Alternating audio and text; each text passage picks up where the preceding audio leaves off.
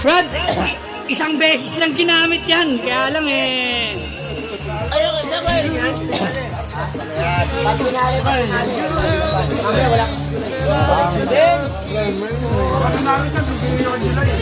Isa yan sa mga shoe collection ng may-ari. Kaya lang eh. Hey! Hey! Hey! Hey! Magyari na sa ipata mo. Anak ka. Ano sa ipata mo? Putang mo, Justin.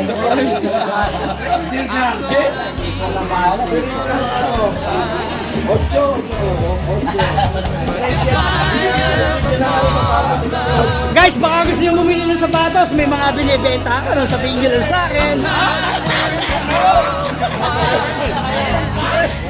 Kagaya ng mga shoes na ganyan. Wala na.